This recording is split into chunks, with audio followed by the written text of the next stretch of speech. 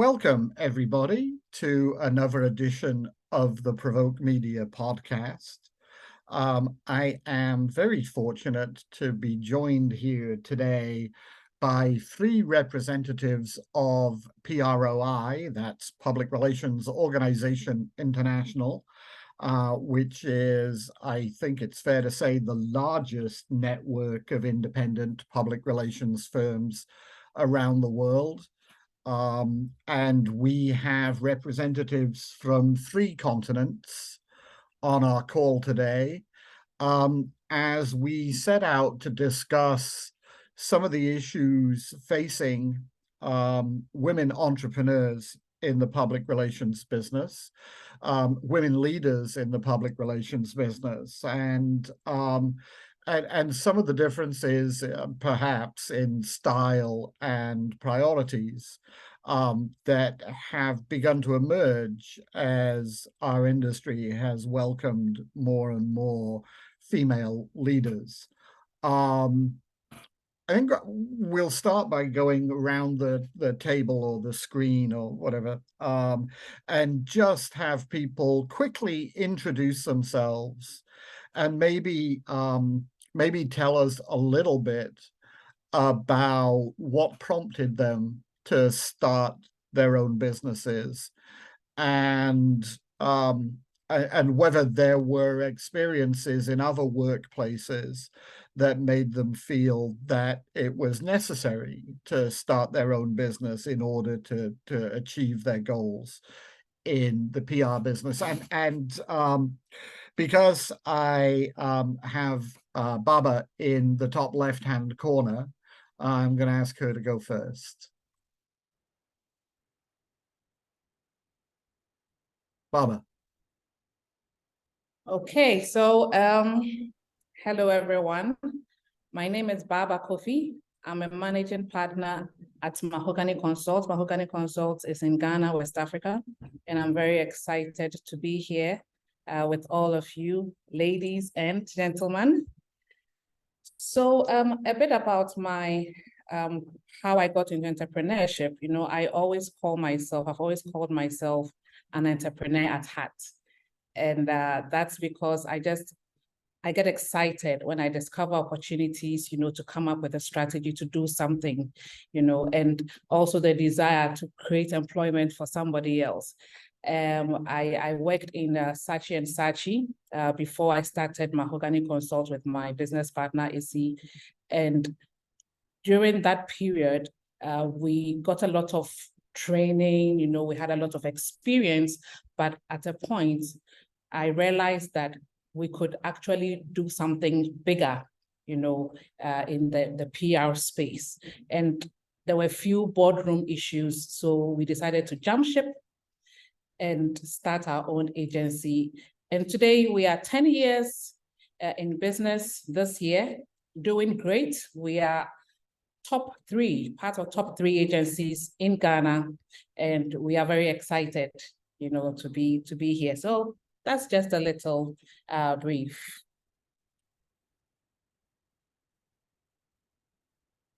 As promised, it's probably worth noting that Ghana is one of the 2 or 3 best developed public relations markets in sub-Saharan Africa. It's a market where we get a lot of really good award entries and a lot of good award judges, and we always see a huge representation from Ghana at the African Public Relations Association meetings. So a thriving market. It's great that you're doing so well in it. I'm working my way clockwise. So Claire, tell us a little bit about your background. Hello, so I'm Claire Parsons. I co-founded Lansons in London in 1989. So I've got quite a lot of a generational shift in how I started Lansons.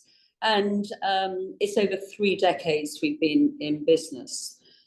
So I set up at Lansons when I joined the City of London, the business environment. I was in Cheapside, and Cheapside was largely organizations that were global in their attitude, but still deeply rooted for me in the past. When I say that, it is that they were largely run by men, with organizational structures where throughout the business and seniority, they were largely run by men.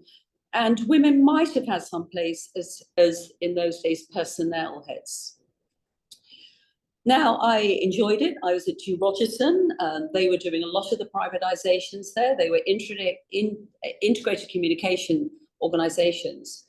But I also found that I was working with a lot of entrepreneurs. And these happened to be entrepreneur men. And they talked to me about launching my own business. And that became quite interesting. My agency at the time was bought back by Hugh Rogerton, and that was the catalyst for me to say, do you know, I'm going to be brave enough to do this. So it was a combination really of the right time. I had a lot of backing from other entrepreneurs who were my clients. And I knew that if I wanted to have an unfettered chance of in my life of doing great things, I believed I had a better chance of doing that as an independent. And I joined Tony, my now partner, to build Lancers. And I believe we have a legacy, and we have built a business that has a legacy based on having no glass ceiling and having everybody having the opportunity to make something of themselves. But hopefully we'll go into a little bit more of that later. Thank you. Absolutely. And Amy, you have yet another slightly different story. You come from an entrepreneurial family, but how did that influence your decision? Yeah, it's funny. I think I've come from a very different background. I worked in a small agency in Boston, then went to join my father's firm, Reuter Finn, along with two siblings. And in the mid-90s, I decided I wanted to go back to school, and I went to Columbia Business School and got an MBA. And that's what really led me to want to leave and start my own business. It was an amazing opportunity. Not only did I come from an entrepreneurial family, because my father was obviously an entrepreneur, but having gone through business school, it really gave me insights into what starting a company entailed. And so I started my own company in 2001. It was originally part of Reuter Finn. It was an independent subsidiary. I got to move into my own space and set up all my, own administrative tasks. And then I ultimately split off from them. But my path was really driven by having gone to business school, and that sort of gave me the confidence that I could set up my own business and do it my own way, which was very different than my family had been doing it. Cool. So 3 different stories there. And one of the things that I like about the makeup of the panel actually is not only do we have 3 different continents represented, but I think we have 3 different generations represented. I'm not going to speculate about the age of anybody on this call. This is more about the age of your firms, that they were set up at slightly different times.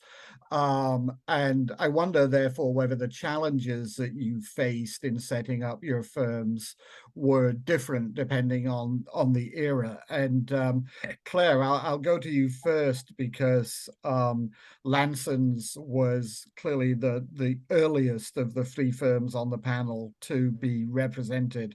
Tell me what it was like to be a female entrepreneur in the public relations business back in the 80s. Well, it was a combination of things. One is, it was incredibly rare that women were around in any seniority whatsoever.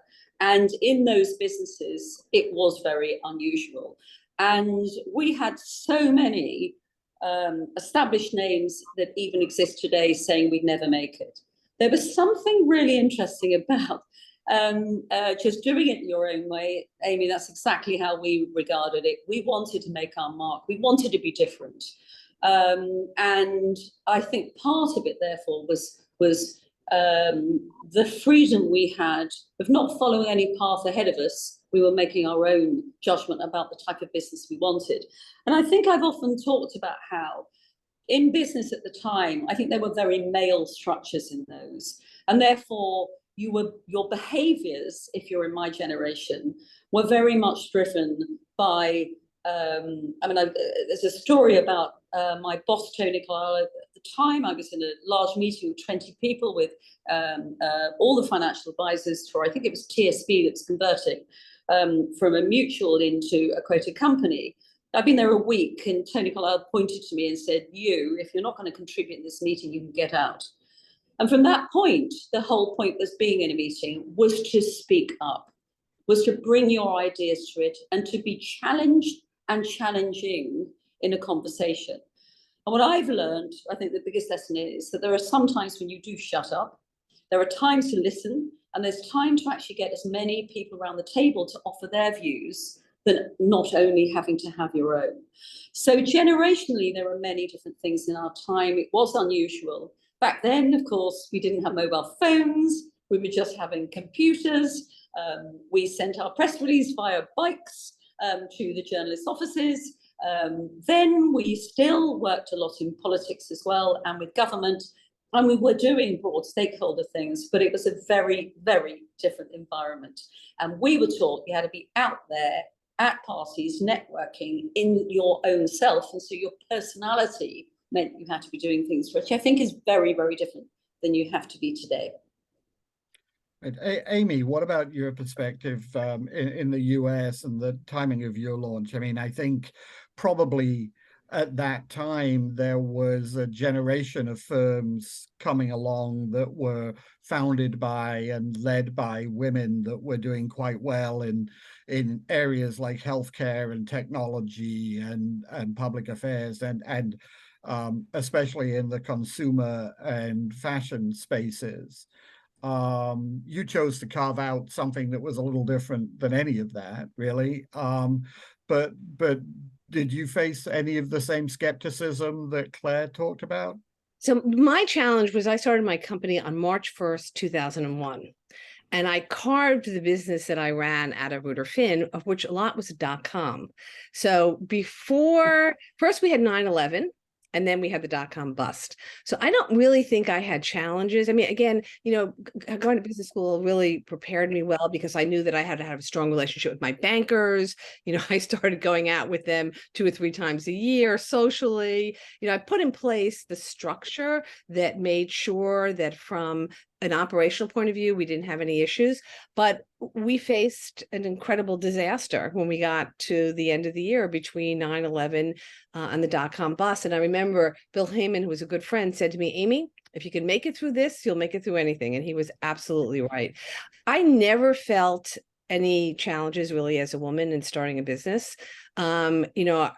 I had senior men on my team, and I used to say to people, listen, you go into a meeting with a diversity of people, they might like you, they might like me. I don't really care who they like as long as they like one of us. And so, we really didn't face challenges. We grew our business. 2002 was a big struggle. But after 2002, we got back on our feet. We went from doing .com business really back to our heritage. Mine was doing a lot of financial services. 50% of our business is financial services and corporate. The other 50% is consumer. And we always thought that was interesting because you could always do more innovative things on the consumer side of the business first and then bring them onto the corporate side. And so we liked that combination. But I personally never felt challenges as a woman running the business. There are lots of men that love to work with women, and there are lots of men who prefer to work with men, and I gave them a choice. And that's kind of how we've run our business ever since. Right.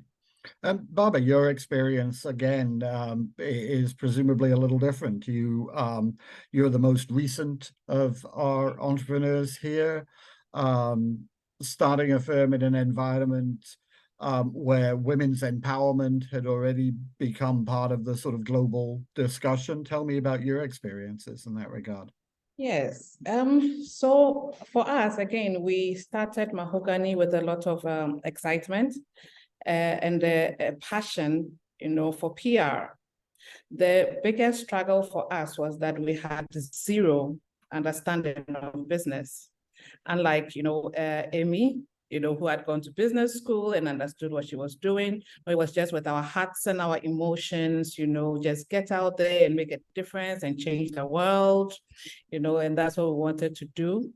And that made us struggle at the beginning because in terms of even who to hire, we would sit on an interview panel, and the person who we feel, the most pity for, will recruit. And so for us, I think it was that feminine side of us got the better of us than the business, side of us. In terms of actually registering the company and starting it, no, we had very little challenges. The only other challenge perhaps I would want to talk about were some clients who were still not comfortable, or who felt, who are these young girls, sitting in front of me and trying to give me counsel on this business I have run for 20 years. What do they know? So we had the issue of, a few anti, women entrepreneurs, but even more, the age difference, because we were quite young. We still are young anyway, and that for us was a huge factor. But over time, and as the narrative, of women empowerment and equity, etc., has really resounded in Ghana, and it's incredible how we have gained, rather, as a result of the fact that we are women.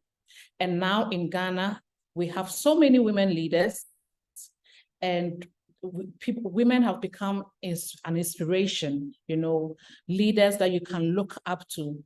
And although when we started Mahogany, there was only one woman, just like Claire, one woman who had a PR agency. She was the only one. All the other agencies were multinationals, or had partnerships and all of that. And now you can count so many other, agencies which are run by women.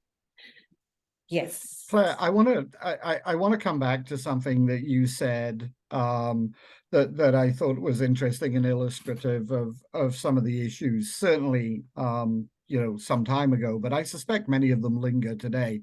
You were talking about being urged to speak up in meetings, and it's always seemed to me that women in our business, and particularly women in leadership or consulting positions in our business, have to be more conscious of the tightrope that they walk in sort of how assertive they are, how willing to speak up they are in meetings, balancing that maybe with the awareness that if they speak up too much, there are men who are going to think that they're pushy. There is a word that begins with B that I have heard over and over again applied to female leaders in our business that I very rarely heard applied to men who behave in an almost identical fashion. There have always seemed to me to be different standards for women in leadership, and either you're too assertive, or you're too quiet, but you're constantly being judged on that. Did you feel a lot of that when you were starting out, and were you able to ignore it or find a solution? I think you have to ignore it, because if you're going to be successful, you never know at the time, do you? You set something up and you have no idea of the scope and size of what it's going to do. And B, so you have to be true to yourself, and you have to play to your own strength. And I think that you have to be mindful of what's around you. But I think it's more important today that we recognize that there's a value in diversity around a table. There's a value in that in the organization, and we're advising our clients on the value of that. And that is very different in each place. And I think as we increase our consultancy, it becomes something we are conscious of ourselves, but we have to believe in ourselves. So it's much more, I think, now about seeing the external factors. Something I got from PROI, actually, which made a big difference to me. I was I have to say this, the first and so far only woman who has been global chair of PROI in 50 years. But The point about that was it was an amazing opportunity to speak to the board from all around the world, because culturally people are different too. So we have personality differences, we have cultural differences, we've got different, we bring something else to the table. So for me now, I am more interested in trying to give women and men the tools and navigating sensibly and sensitively to get the best out of the people around you. And that's what leadership looks like now. Although I'm involved in the 30% Club and some women on boards work. And there's a lot that businesses are now having to do to coach women, senior women, to be panelists, to go on to news programs, to face the type of scrutiny often, Paul, that you allude to as well. Because women do face a higher level of scrutiny. They are looked at in a way, and standards are different. But equally, most of us who are up there just get on with it. So at the beginning, you're aware of it, but you can't carry it for long. Barbara, you mentioned the challenge that you sometimes had being taken seriously by, I'm assuming, mostly male clients. Did you find a sort of simple solution to proving your value to skeptical men? Is there an answer to that, or is it a case-by-case thing where you just have to prove that you're giving good advice and that you know what you're talking about? Yes, so that is where the quality of our work and the ability to provide the right counsel, based on scientific research. And when data tells the story, it's very, difficult to see it otherwise. And so I think Issy and I deliberately had to go all out to get the best tools, to put together the best strategies and present. And sometimes we need to push, for appointment times and the opportunity to present communication strategies for free, just so that we'll get the message, out there that this is, you need to take us seriously.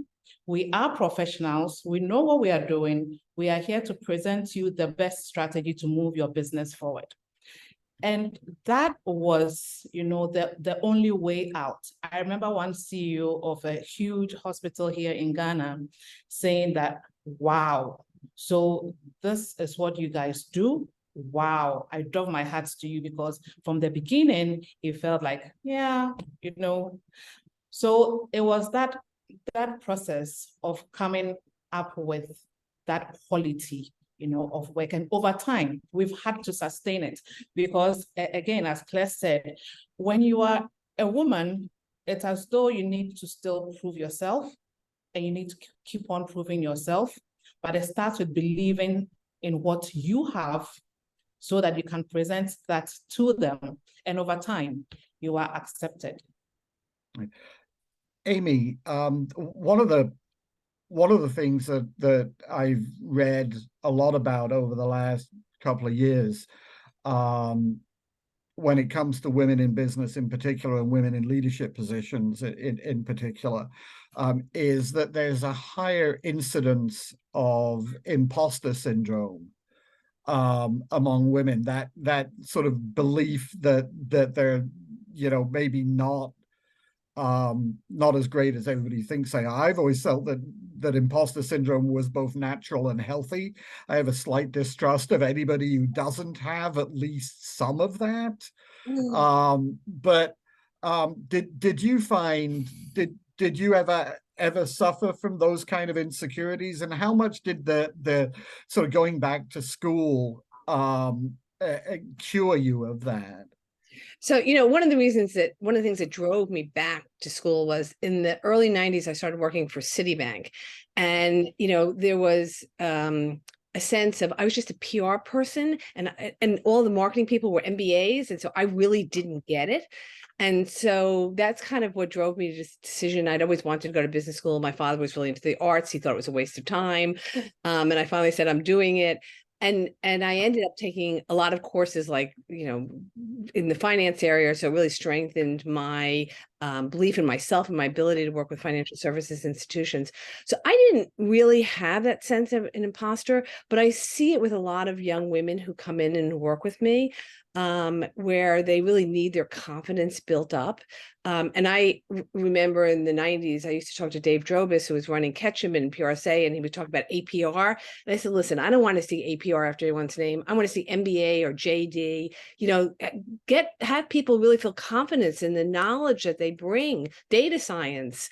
And so I think it's an issue that a lot of women have. And I think going to school and getting a graduate degree does help build your confidence. And I think it's really important. I mean, something that both Claire and Baba said is, you know, if you walk into a room and a man is skeptical about your abilities, if you come out with really good advice and you're really smart and you can make a difference for their business, that's the only thing that they'll react to. And so I think that is one of the things that's so critical in running any business and any entrepreneur, right? Is you have to have impact and you have to show that what you're bringing to them is real value. And, you know, that's, I think, one of the things that has been important to the success of RF Binder. And, you know, I think we've been really lucky in terms of having great clients who've allowed us to bring value to them, because part of it is it's also partnership. But that's how, as a woman, I think you can convince people that you'll make a difference for them is if you're bringing value and having impact. Right. So one of the things that has been apparent to me as we've covered the business over the years is that until relatively recently, it was very difficult for women in the big publicly held companies to elevate themselves to the C-suite and to the CEO's office in particular. And I think until about 7 or 8 years ago, if you wanted to be the CEO of a public relations firm, you almost had to start your own. Now, we've seen something of a change in that regard over the last few years. And so, you know, we had Donna Imperato at BCW, we had Anna Maria de Selva at H&K, we had Barry Rafferty at Ketchum for a while.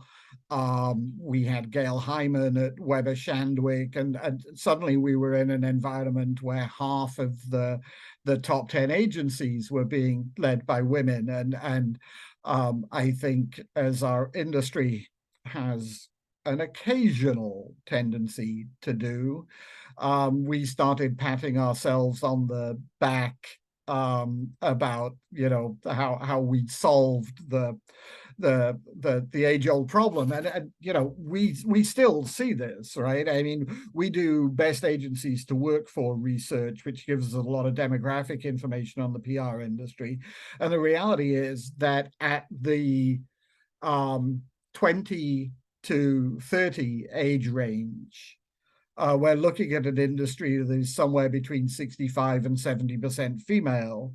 And then in the 50 plus or even 40 plus age range, we're looking at an industry that is somehow majority male.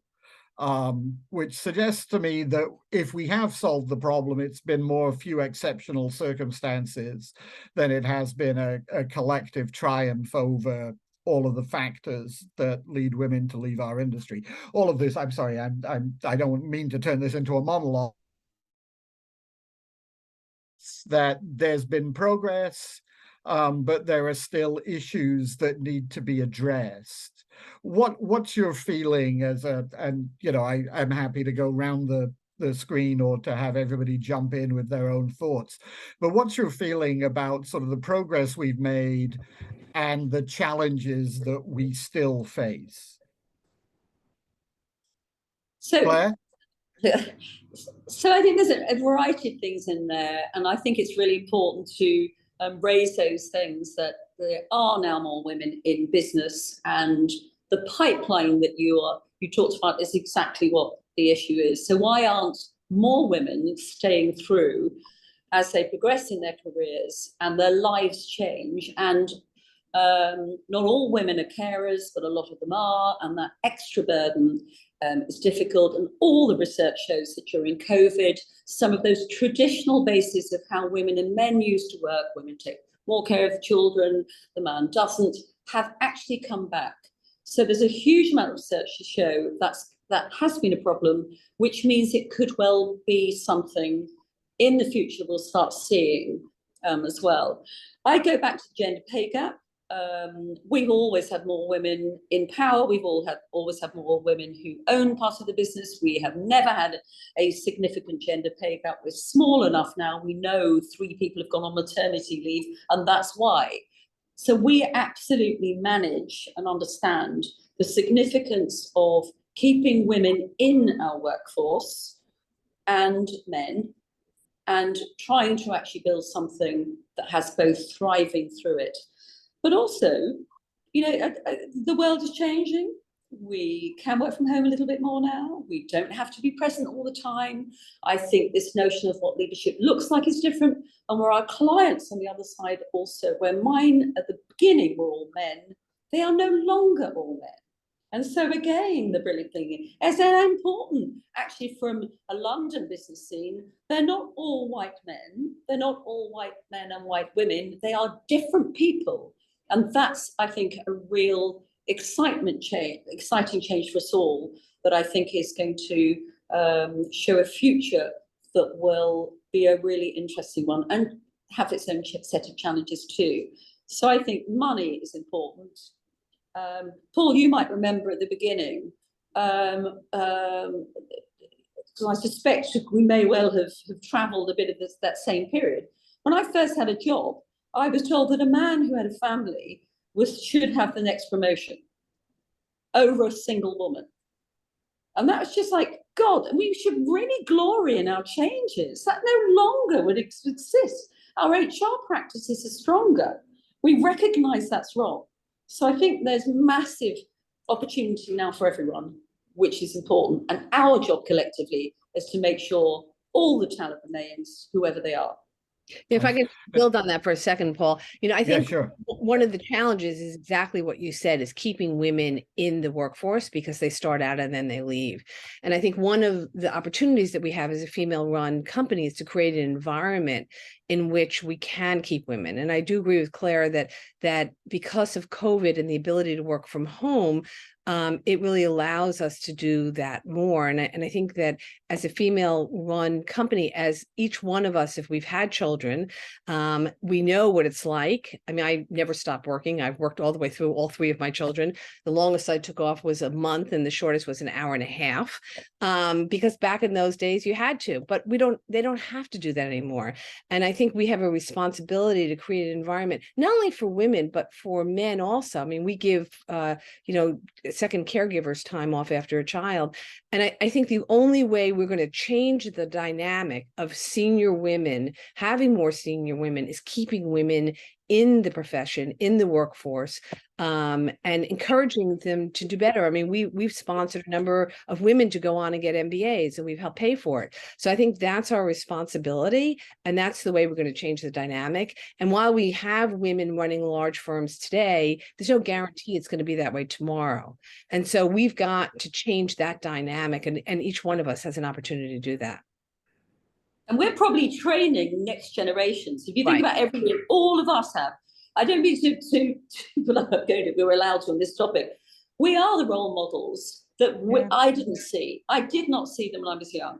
And we are those people. And that really genuinely is inspiring. I'm sure all of us have had people who work with us saying how much it meant to them as well. And that's okay. We're allowed not to have to be modest all the time, which again is a problem sometimes with women. We're not allowed to say, haven't we been great? Yeah, I mean, I remember growing up, my mother said to me, you can't work, have a child, and be married at the same time. And my response to her was, who wrote that rule? I mean, that's not a rule I'm going to subscribe to. And there were very few role models, very few. I'm pretty sure it was somebody who looks a lot like me and not like you, but anyway.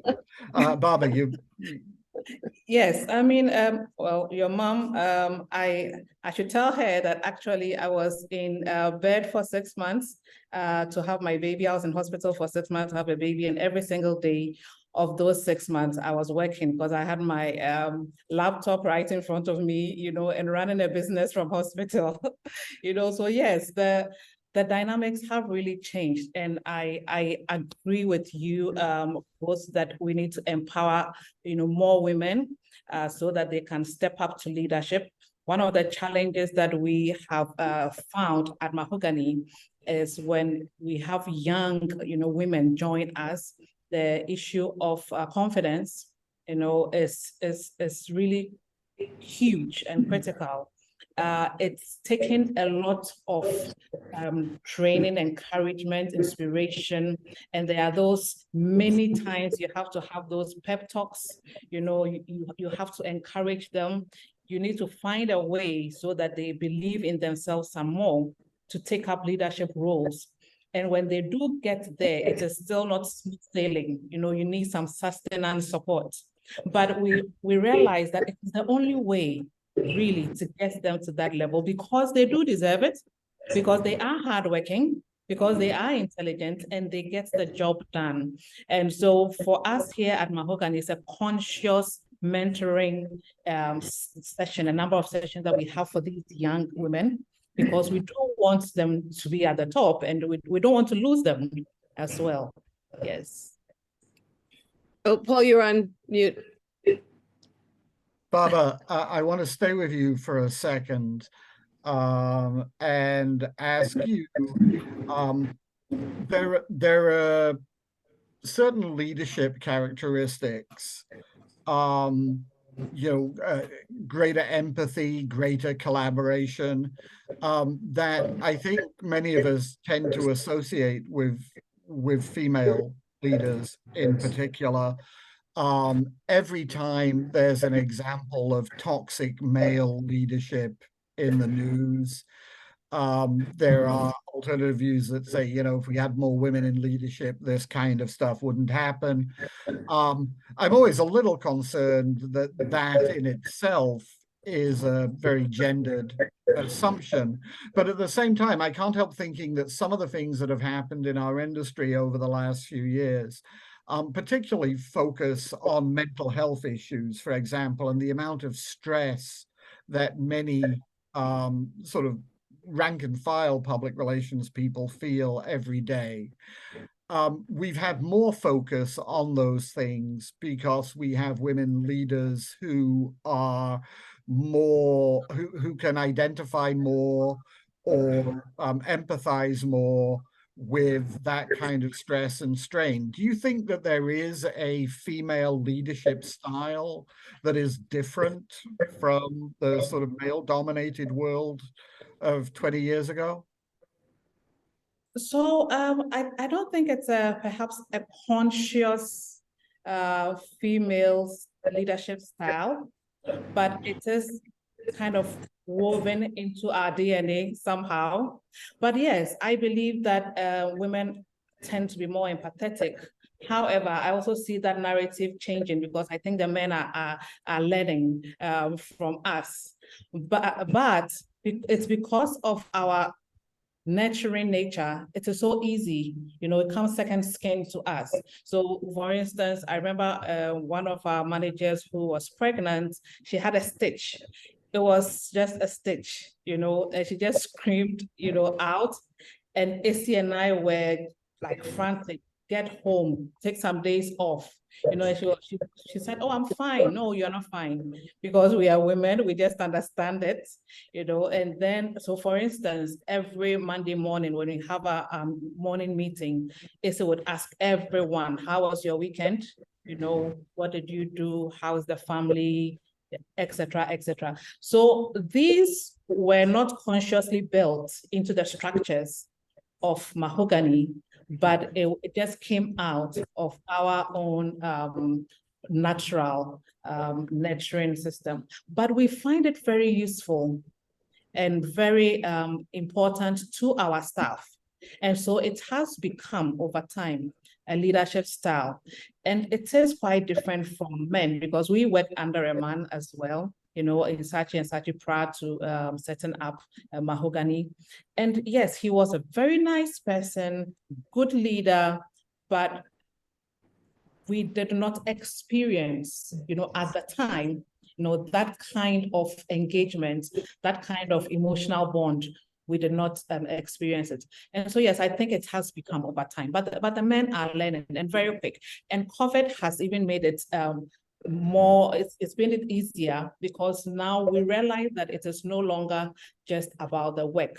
People are looking for more than a salary. People are looking for a place to belong.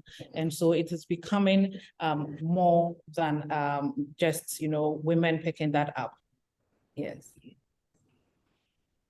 Amy, any thoughts? Yeah, I think you have to be careful in this area because on the one hand, I think women are more nurturing. I think they're consensus builders. I think they do have empathy.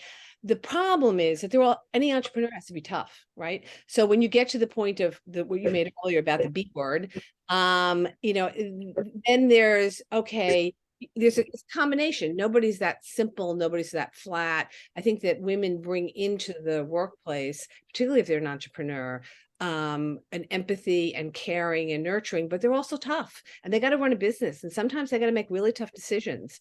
And that's not in opposition to the nurturing piece. But they go together. And so I think that it's not simply, I do think women have a very different style, but that style is bringing both the toughness and the nurturingness together and creating an environment in which you can have both. Right. And Claire, I mean, I started out this section by talking about the focus that our industry has put on mental health over the last 2 or 3 years, probably belatedly. But it does seem that a lot of that has been driven by the higher EQ that we see from so let's say a new generation of leaders, which includes more women than the older generation of leaders. And by an understanding of what it is that women employees in particular have to bring to the table, because the work-life balance expectations are often very different. What have you seen in terms of the evolution of our thinking around those issues?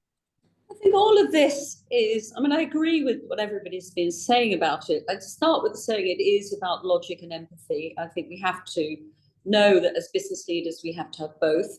But I think your point around understanding our people more. And if we understand our people, we understand the life pressures that they go through. And we decide as business leaders how much we want to bring that into our business.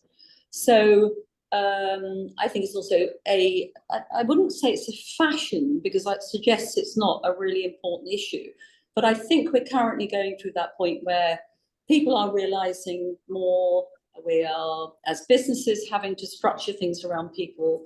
I think COVID has made people, as we know, young people have had a really tough time in this, and they bring that to the office. And if we want to be offices that you know, you are allowed to be authentic in, then we are tackling all these things. And there's no doubt that this whole area of things like our mental health and how we're responding to stress and the right balance is something that we have as business leaders got to be very, very aware of. It's almost on every panel discussion, isn't it? It's almost on every debate around how people are coping. I wonder whether the words will change though, because I was talking to the head of Clifford Chance diversity piece, and they're talking about not work-life balance, but the balance of work and home, and they're trying to shift it a little bit at the moment, because it's probably going on too long. But this notion of how we are managing our work-life balance, I think, is going to be higher up the scale. For us, though, in this, it's just one part of running an office. And so we're more interested but I think you're right. We're running a business that has a place in the community. It has a place that has a responsibility. We're very lucky to have jobs. We expect to contribute in a wider way. Lancers always has, whether it is donating a percentage of our profits to charity. We care about people. That comes up very high with Great Place to Work. So all of those aspects mean that our people who want to look in think we're too empathetic, and that if you are in the business that runs like this and you believe that they're useful, I think it is around leaving a footprint in the sand, and it is around good behaviors. And I think this all comes from good behaviors. Great. I'm gonna try and squeeze in one last question. We don't have a lot of time left, so brief answers are better, which is a little unfortunate because it's a big question, as you might expect. But I'm wondering how we all feel about the next generation of women in the public relations business. I've been writing about this long enough to remember the sort of something between skepticism, scorn, and hostility that welcomes each new generation as they come into the public relations workplace with their unreasonable expectations and their, their me first attitudes. And I mean, I've heard every trope that you could imagine about why the next generation is not as good as whatever your generation happened to be. But it does seem to me that the younger generation of women have different ideas, and indeed the younger generation generally have different ideas about what they expect from work, what is reasonable for them to be asked to do, how much purpose they want to derive from the work that they do. How do we all feel about the next generation of leaders, female leaders in particular in our business, and how we nurture them and make them successful? Amy? Look, I think the next generation is different. And as you say, every generation is different. I remember growing up that the generation before me was critical of us. I think that what we need to do is listen and hear and learn and find a way to help them and mentor them, but they're going to help us and mentor us too. They're going to change us because everything that we think isn't necessarily right.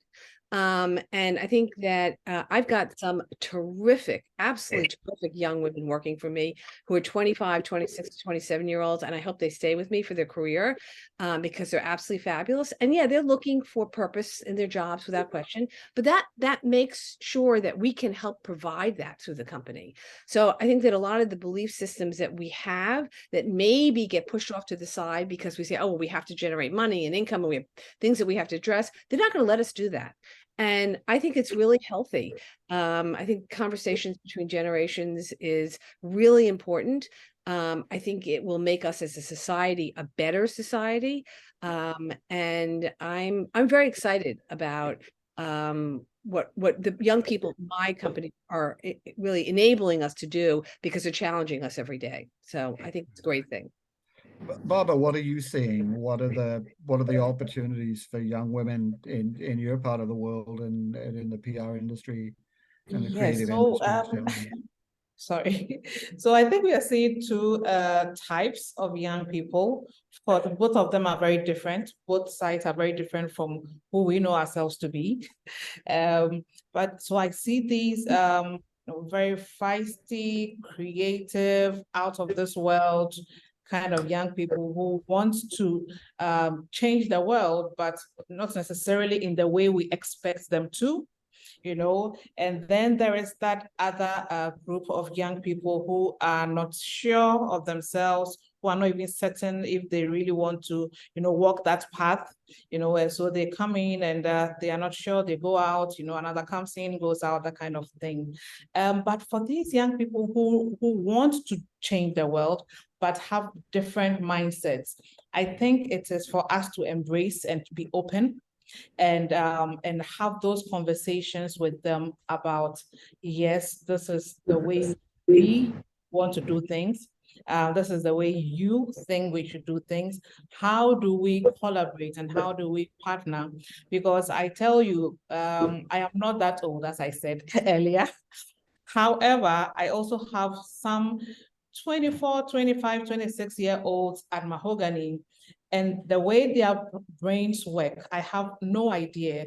I don't know how they go to bed and come up with all these very interesting, crazy ideas that clients love, you know, and I'm like, okay, I mean, that's interesting. So I also want to keep them, but sometimes you can't tame them enough, you know, and so yeah, we need to be working together and get to that point where, okay, we understand each other, but I love them.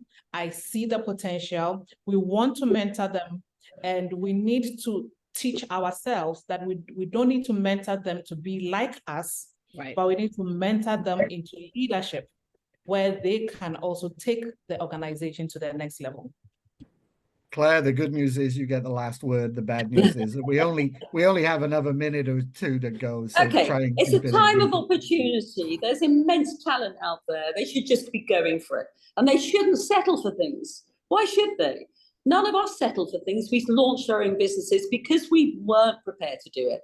It's the time for female founders, which is really important, do their own thing. Doesn't matter what size it is. They can shape their destinies and the type of work they want to be in any way they choose. And if they want a big company, there's loads of chance. And we do need to be challenged. I agree, Amy. We do know that they think differently, and that's exciting, Baba. So I think it's a really exciting time for the talent that's coming through, and they are exciting. But I also believe our job is to actually help them find a way through that perhaps it wasn't, you know, it was a little bit more difficult for us. So I think we have an obligation to the future.